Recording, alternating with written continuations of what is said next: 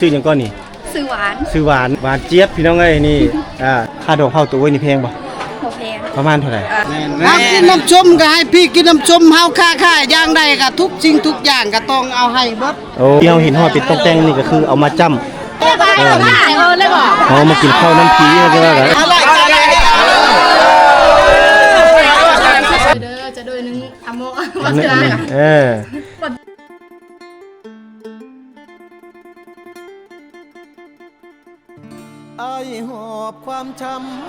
งานประเพณีพี่น้องหลังจากที่ประตุกพักเศร้าหน่อยหนึ่งเนาะก็ออกมาสัมภาษณ์ไม่อีกมาสัมภาษณ์ไม่เมื่อกี้นี้มันเป็นสโลโมชันมันเลยบ่ได้ซ้ำได้ลบคลิปทิมมาไม่พี่น้องเลยสบายดีน้องสาวสบายดีอ้าวนี่ชื่อยังก้อนนี่ซื้อหวานเนาะอ้าวน้องหวานเนาะหวานเจี๊ยบพี่น้องเอ้ยนี่สาวงามเผ่าตะโอยได้นี่เนาะน้องหวานเพิ่นมาขายเครื่องอยู่นี่เป็นประจำเป็นบ่โอ้ถ้ามีงานอยู่บ้านต้องได้มาโอ้ยังเฮียนอยู่บ่นางเฮียนโอ้อยู่ห้องใดแล้วนางม.7โอ้สาวม.7ปีสุดท้ายพี่น้องเอ้ยเฮียนจบเลยจะไปเฮียนหยังบ่ได้ไปเฮียนไสขายเครื่องคือเก่าบ่มีเงินไปเฮียนโตเด้โอ้บ่มีเงินไปเฮียนโตแต่ว่าเพิ่นเป็นคนดุมั่นค่อนข้างดุมั่นพี่น้องเอ้ยเอาเฮียนหรือว่าบ่เฮียนก็ถือว่าเฮ็ดเวียกจังซี่ก็ดีคือกันเนาะได้ขายเครื่องได้จับเงินตลอดเลยเฮียนเพื่อสิเฮียนจบเพื่อสิมีเงินเดือนเพื่อสิได้เงินเดือนเป็นของตัวเองอีกเนาะคือจังซี่แล้วแม่นใช้จ่ายเท่าไหร่ก็อันนั้นเลยอันนี้แม่นเครื่องของนี่แม่นพ่อแม่ลงทุนให้บ่โอ้พ่อแม่ลงทุนให้มีไอ้น้องนำกันจักคน3คนโอ้จะเป็นคนลูกผู้ที่ไหนลูกล่าโอ้ลูกสาวล่าพี่น้องไงลูกสาวงามพ่อก็ฮักแม่ก็ฮักได้นี่เนาะสาว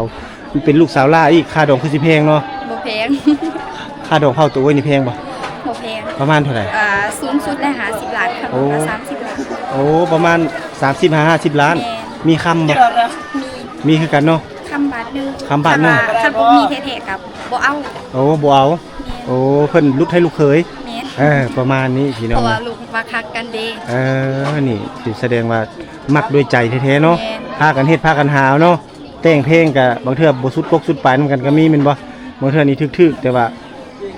หั่งมีเป็นดีนำกันก็มีเนาะเพราะว่าเพิ่นอยากแบบว่าคันแบบว่าเฮาฮักกันแท้แบบต่างฝ่ายต่างบ่มีเงินให้สร้างโตให้ได้ก่อนบัดเฮามีแล้วเฮาก็บ่ลืมหั่นน่ะแบบบ่ลืมบุญคุณเพิ่นเฮาก็ตอบแทนน้ำลังโดย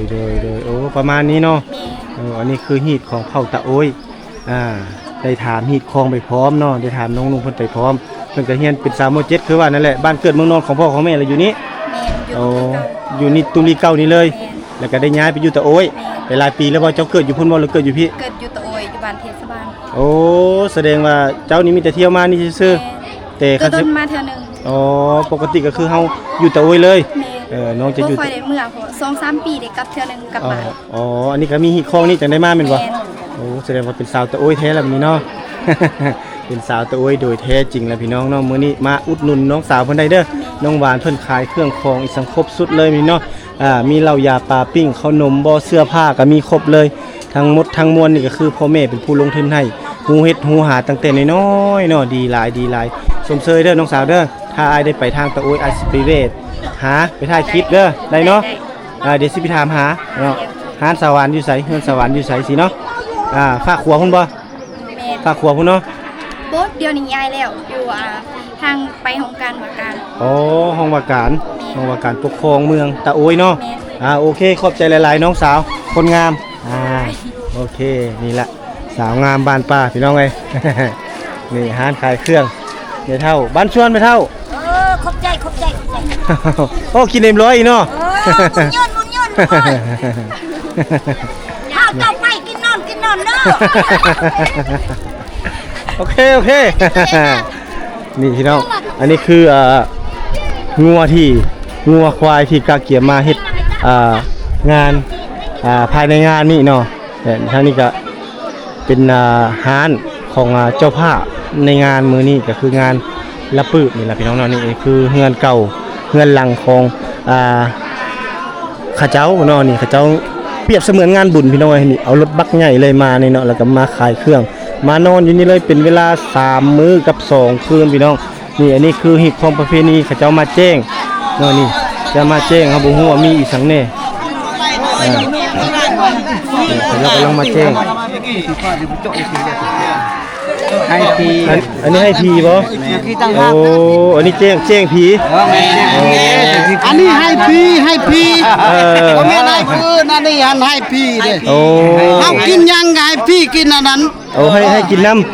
เฮากินน้ำส้มก็ให้พี่กินน้ำส้มเฮาค่าอย่างใดก็ทุกสิ่งทุกอย่างก็ต้องเอาให้เบิด ำโอ้ ให้พี่ก็ได้กินคือคนเฮาแหละ ให้ตอบบุญแทนคุณเพิ่น ตอบบุญแทนคุณ ให้เพิ่นส่งยุงส่งเสริมเฮาคืน มื้อนี้แม่นาพี่มาบ้านมาเฮื หมายความว่าเฮาเซิญ น้ำเฮากินน้ำเฮามีเหล้ามี โดย เบียร์กินน้ำกันมีน้ำส้มน้ำหวานกินน้ำกัน โดย สิ่งอย่างของกินของใส่น้ำกัน ใส่น้ำกันกินน้ำกัน ในระยะ อยู่น้ำกันม่วนน้ำกัน สองมื้อ ในระยะ2มื้อเนาะ ในระยะสองมือกายสองมือไปก็สมมติว่าสงสการและเข้าหาแต่เขาเฮาหาแต่เฮา โอเคละเอียดแล้วพี่น้องเอ้ย ให้พิยากาในช่วงนี้ให้อยู่นี่มีแฮงทุกคนที่มาหับใจเลยงานทุกสิ่งทุกอย่างก็ให้อยู่นี่มีแฮงความเจ็บบ่ให้ได้ก็ให้มี โดย โดย ค้าขายรายด้วยให้ได้เบิด โอ้ พี่น้องกองฝ่ายที่มาหับใช้มาซอยเวียกงานการทำก็ให้อยู่นี่มีแฮงทุกคนให้ร่ำให้ด้วยให้สู้ๆต่อไป โอเคขอบใจหลายๆจบละเอียดคักแล้ว จบเรื่องเลยเนาะ จบเรื่องโอเคเอาสบายดี อยู่ดีมีแห้ง อ่า ค่ายบ้านมีเก่าหัวหน้าใหญ่ แม่น จุกยังถ้าจุกยังมียัง แม่น โตได้เนาะ แม่นแล้ว ว่าตัวนี้มันจุกแล้ว โดยนี่อันนี้คือซีนยังนี่หมูบ่หมูหัว แม่น่ะนี่เบ้เลยนี่มั่วเลยนี่ นี่พี่น้องอันนี้มีเบ้เนาะมีหมูมีเบ้มีหมูงัวควายน่าจะเป็นมืออื่นเนาะอันนี้ก็คือเขาจะเอามาจ้ำที่เราเห็นห่อเป็นต้องแต่งนี่ก็คือเอามาจ้ำบอกผีที่ลมหายใจจากไปนั้นว่าเฮาได้ฆ่างัวฆ่าควายอีหยังนี่ให้ท่านเจ้ากินแล้วเด้ออหย่างประมาณนี้นี่มีไก่น้อยเพราะไก่น้อยนี่แม่นมื้อสุดท้ายพระเจ้าจะเอาไปปล่อยหรือว่าเอาให้ไปเลี้ยงอยู่ป่าช้าหรือว่าบ้านเก่าบ้านหลังของเขาเจ้าให้มีตู้มีพัดลมมีเทปมีมะกล้วยมีกระต้ากระยังเนาะก็จะมอบให้หมดแล้วก็ถ้วยถ้วยบ่วงจะมีป่าเขาที่เดียวมีป่ามีสังพร้อมครบชุดเอามาแจ้งเขาเสียแล้วกัน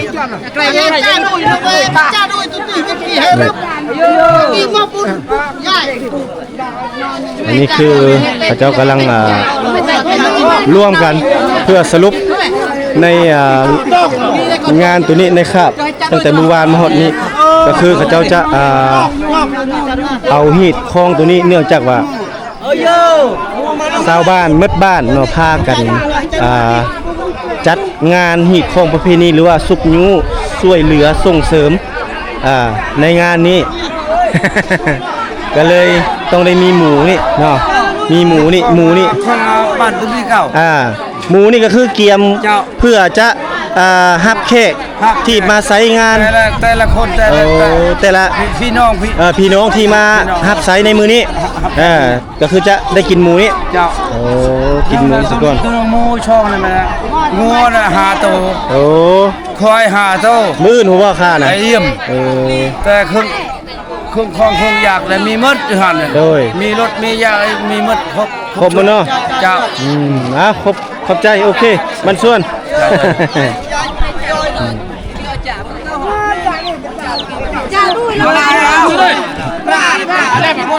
นี่ก็คือเขาเจ้ากำลังเฮ็ดพิธีตามจารีตที่ของประเพณีของเขาตะโอยเนาะเขามากินข้าวน้ำผีก็ว่าพี่น้องฟองปลายอันนี้ก็คือเด้เป็นการนั่นเลยอะไรจ้าทุกอะไรแง่แจกย่ำย่ำเอามาให้จักปักกิ้วน้ำแห้งไว้ นี่ก็คือเจ้าโฮมมากินข้าวตะกูของเจ้า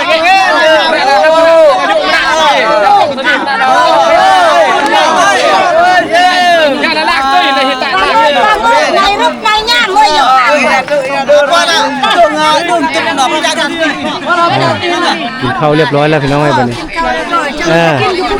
ไปกินที่พวกนี้เนาะอันนี้ก็คือกินน้ำผีกินข้าวน้ำผีนี่พี่น้องเอ้ย สามัคคี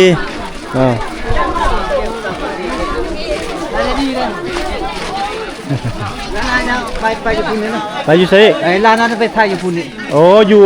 แม่น ตัวผู้นี่บ่ แม่นอยู่ โอ้ ร้าน นี่ตัวอยู่นอกพี่ได้พี่น้องเอ้ยต้องไปทางนอกอีก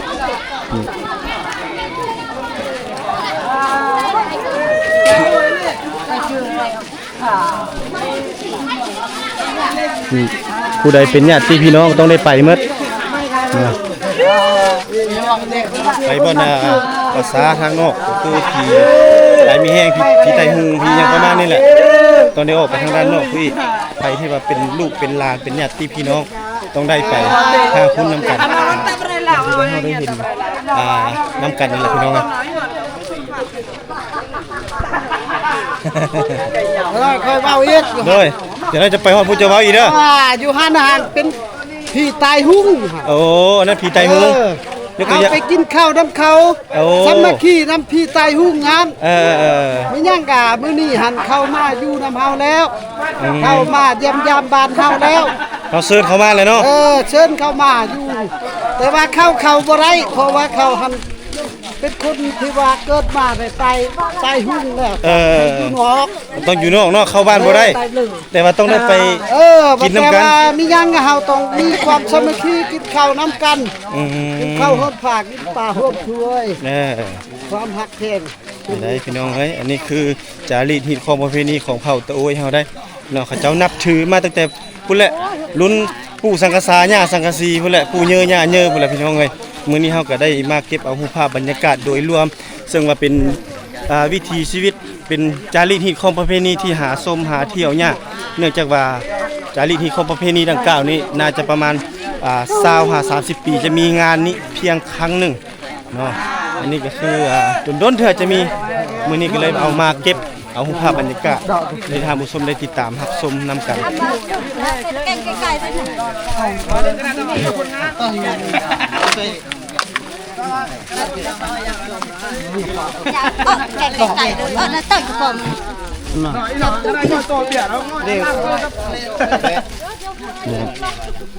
อะไรเฮ้จ้าดูจ้าดูไปแล้วไปเยาเฮ้ อันนี้ก็คือพี่ไตโฮงพี่น้อง แอบไอเฮ้เอ้ยโอ้อะ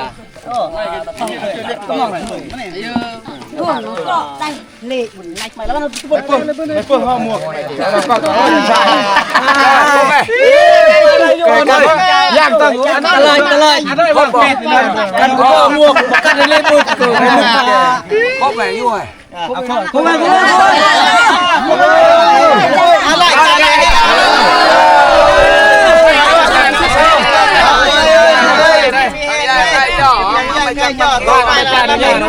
จ้าดู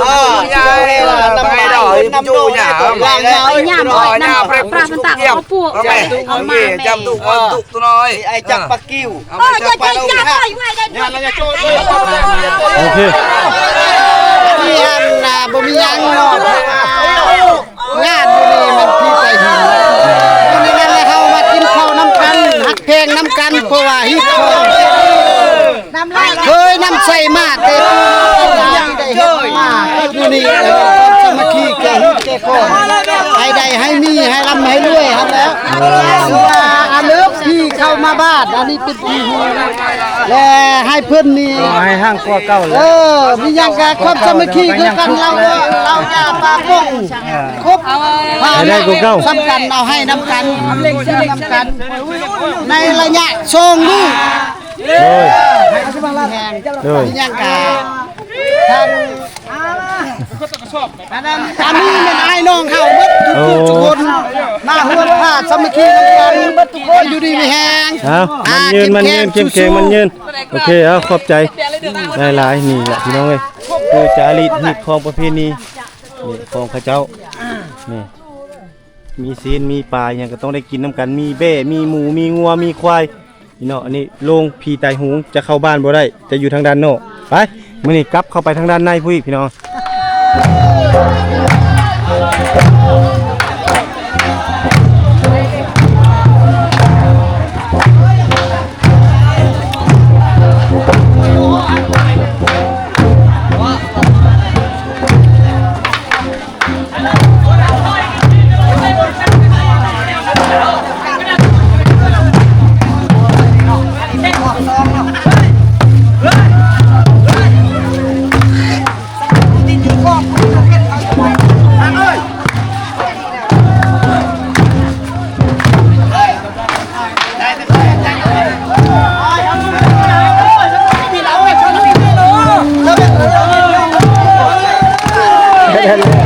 แล้วเอาไปเตะพุทราเลยนี่ค่ะ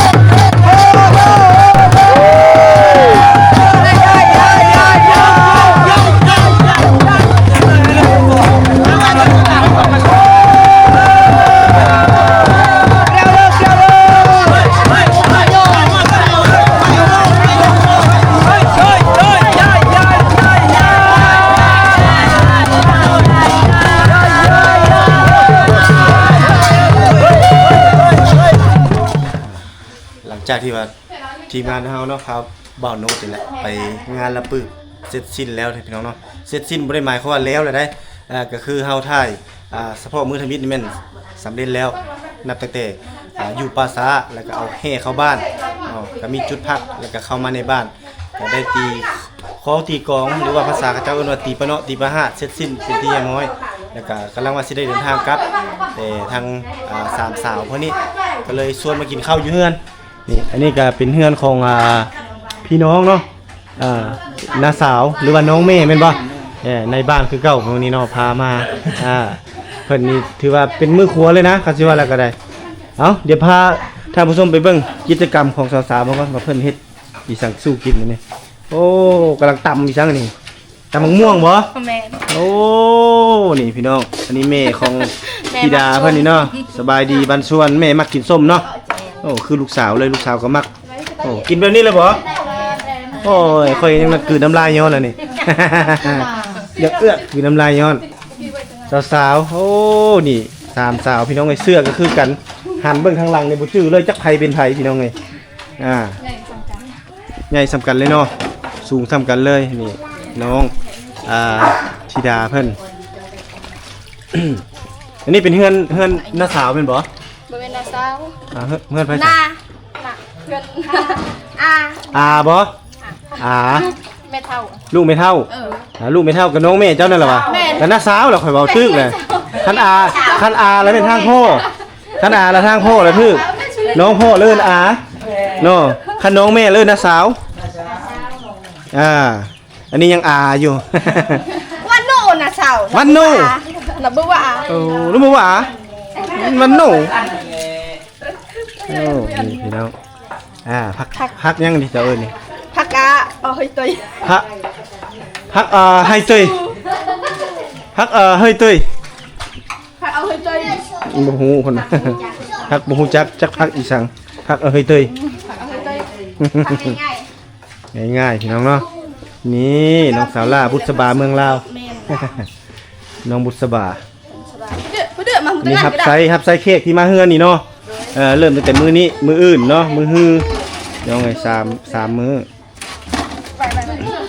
หลายคนเฮ็ดช่วยกันนี่ก็มันก็แล้วไว้เดี๋ยวไงโอ้โหออกไปนี่เป็นสวนพักแล้วนี่ได้ มันจะนำไปแล้วโดดตัวไปยืนนะดันนะโดยนะไล่อีนอเลยเจ็บ ใส่ท่านั้นก็ได้นั่นก็ได้นั่นได้ก็ได้นะสบาย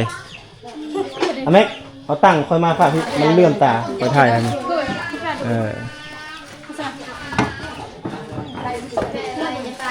สาวกำลังหัดใส่ท่านั้นกำลังกินส้มตำเอาพี่น้องเอ้ยในบ้านเพิ่นพามามื้อนี้เนาะพาบ่าวโน้ตพาบ่าวตุ๊กมานี่แหละอาหารบ้านเฮา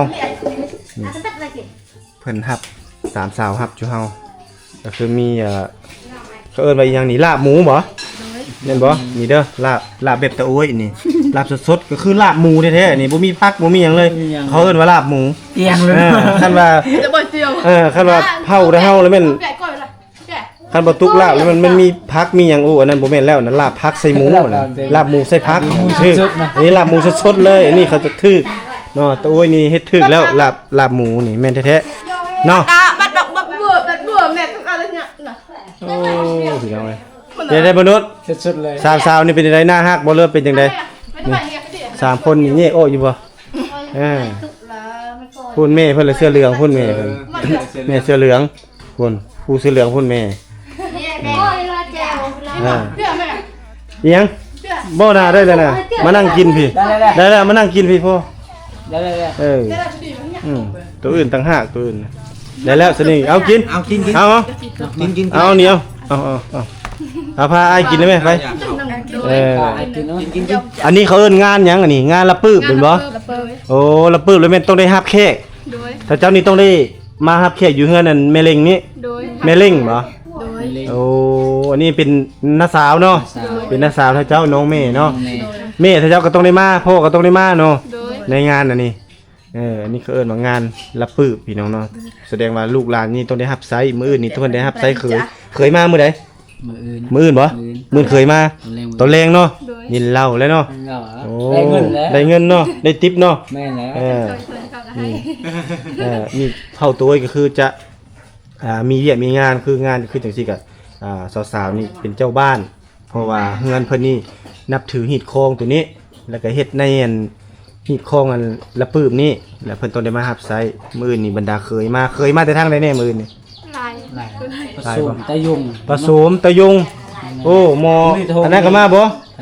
หมอในนี้ก็มาบ่ตะยุงน่ะคือสิมาเนาะโอ้เงินหลายเลยหมดนั่นได้มักม่วนได้ผู้นั้นได้ลุงดีทงก็มาเนาะโอ้มีหลายพี่น้องในบ้านประงานนี่ในบ้านก็มาสังก็มาญาติพี่น้องบรรดาเคยมาหมดจุนี่แหละเป็นจุฮับแขกเนาะแต่งข้าวแต่งน้ำปันอยู่สู้กินเอากินได้แม่นี่ค่อยเว้าซื่อๆได้อันนี้จุกเนาะโอ้จะสิไอมาเด้อกินสิเอ้ยมากินข้าวน้ำน้องๆเด้อสิแลจะโดยเด้อนี่จะโดยนึงอโมวัฒนากินข้าวน้ำผู้สาววัฒนาเพิ่นว่าอโมหรือว่านางก็ได้เนาะพอดีบ่เอากินพี่น้องโอเคพี่น้องถ้าเฮาก็สิได้กินข้าวกินน้ำสามัคคีหรือว่าเป็นฮิตคองจารีตฮิตคองประเพณีอันดีงาม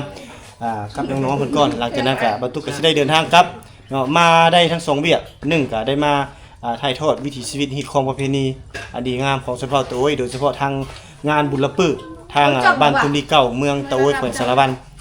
ที่สองก็คือได้มานี่แหละถ่ายทอดวิถีชีวิตรวมถึงมาหาเย็นหยาดทำข้าวสามสาวเข้าตัวเฮานี้ที่บ่ตุกได้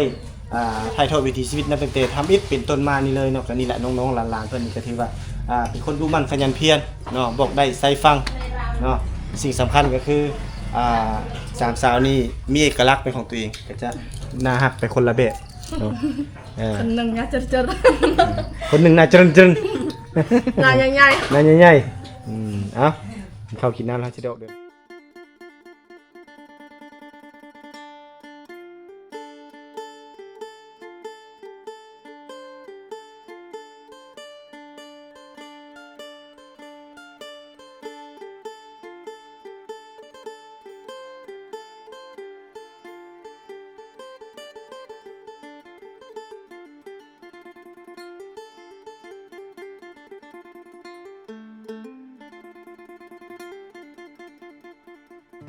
ไอ้หอบความช้ำมาเซละโนหลายปีหม่นหมองจากสาวไทยเศร้าใจรำพันน่าเป็นเหตุเฮ็ดให้เฮาต้องพลาดจากกัน ด้วยพ่อแม่เจ้านั้นบอกบ่เอาลูกเคยคนจนมาพ่อผู้สาวชนเผ่าตะโอยเจ้าเอิญจะโดยง่อยเด้อชื่นใจเหลือล้นเธอชื่อธิดาสาวชนเผ่าตะโอยหน้ามนหอยิ้มจิ้มใจอ้ายล้นเหมือนนิมนต์มาจนละเมอสาวเซละนองบ่าวไทยสองใจพันผูกความเจ็บกลายเป็นความสุขหากันแต่วันแรกเจอสาวเผ่าตะโอยชื่อธิดาอ้ายหาเจ้าเด้อขอบใจหลายเด้อคนดีที่หาพักอายขอฝากชีวิตไว้เซละนอทุกความหม่นหมองฝากเธอช่วยเป็นยาใจขอบคุณความเจ็บที่นำพามาพบสาว